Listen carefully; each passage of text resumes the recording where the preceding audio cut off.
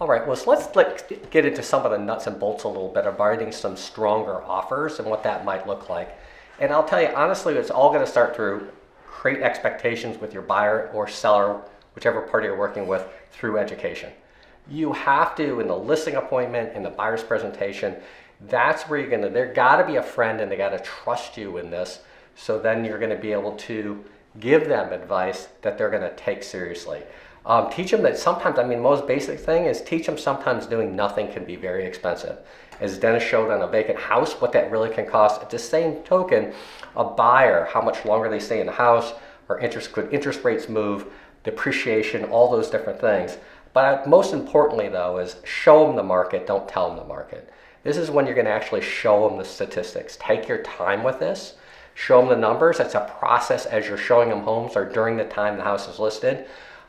Probably the most important thing moving on to the next step with a buyer, for a seller willing to take it and a buyer to be able to negotiate a strong, a fair price is going to be about a full unconditional pre-approval, right? Use a strong lender that you can rely on and sell that pre-approval to that listing agent so they're going to take this offer seriously, right?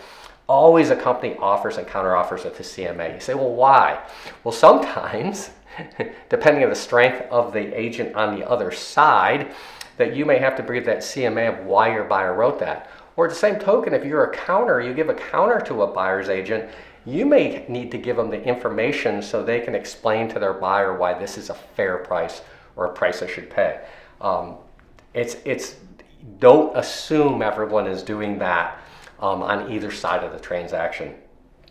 What can make your offer look better? Maybe a larger non-refundable deposit, right? Something that's going to set you apart in a multiple offer situation. In particular, we do a multiple offer class that shows really techniques just to do that. We're just sticking to just a general offer now.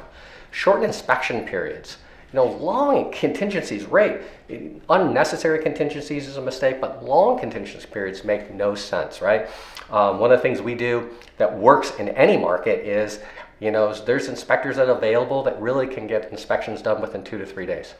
Before you write the offer, line up the inspector. If you take our offer now, we can have this inspection done tomorrow or the next day. The reality is the seller may not even have to take their house off the market for the inspection period if you make it a short period. Is it a 3-day inspection or 72-hour inspection period? Now, I don't know about you, 72 hours, if you tell your seller, if we're only going to take the house off the market 72 hours to get the inspection done, seems a lot better than 3 days. Language means something. Create urgency with MLS profiles. Use the MLS to explain what the market's doing.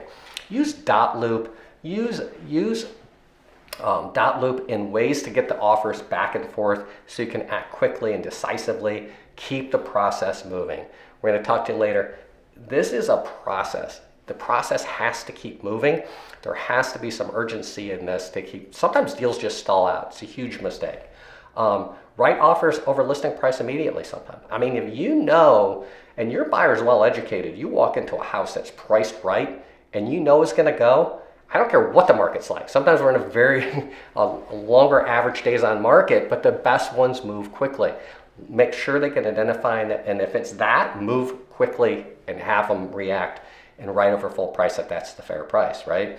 You're going to earn your client's trust with really information, care, and aligning expectations. Don't include contingencies that don't make sense, that you don't need. Send in verifications of your client's funds. It's one thing to say they're pre-approved and they're putting $50,000, prove they have the $50,000, right? I think if it's a cash buyer, prove they have the money. That is going to make a huge difference whether they will accept the offer or not. Find out what the seller really wants. If you're a buyer's agent, find out what the seller really wants. Is it flexibility to move? Maybe it's not the price. Maybe they want to be able to have a longer possession period, delay a closing. Maybe they're building and they don't want to own 2 houses. What is it that you can do for them to help them work? Don't ask for concessions. Home warranties you can renegotiate in. Sometimes if they're not necessary, you can work through that later. But think about this of the initially getting accepted moving forward. Maybe don't ask your sellers to pay closing costs if your buyers don't need it. Find out what the seller really wants. Communicate clearly to the listing sold ratios. This is for your buyer and seller, right? what's sale price to list price, price per square foot. Use that to show the strength of your offer, or while maybe a seller should accept an offer. So you create those appropriate market expectations with the numbers, and they're all in the multiple listing service, right? Prepare for a counteroffer, right? Prepare for a counteroffer. Respond quickly with the dates, if there's dates and deadlines in there. People don't want to get stuck in a contract where someone isn't going to perform, right? So show that you're moving forward, that you understand the dates, you're going to comply with them. Explain the rules to sellers with multiple offers and the buyers. Explain that. Sometimes there's really some misunderstanding of what buyers do. They might write low because they think, well, they have to look at mine because I wrote first, or they have to counter my offer, or they have to give me an opportunity. Explain what can happen. I always say, when you tell your buyers what can happen, they can accept the offer, they can reject your offer. We hope that doesn't happen. We hope it gets accepted. They can counter it. At least we have a place from there. But guys, what they can also do is they can choose not to respond. But the one thing that most people don't tell their buyers is they can accept someone else's offer. You know, when you educate your buyer that they realize if they can accept someone else's offer, they tend to write a stronger offer. They don't want to put that at risk if it's really the house they want. Use the tools you've been taught, right? Sometimes you can lose the deal, but don't lose the purchaser, right? If you're working for the purchaser and it's not working, don't put this all or none.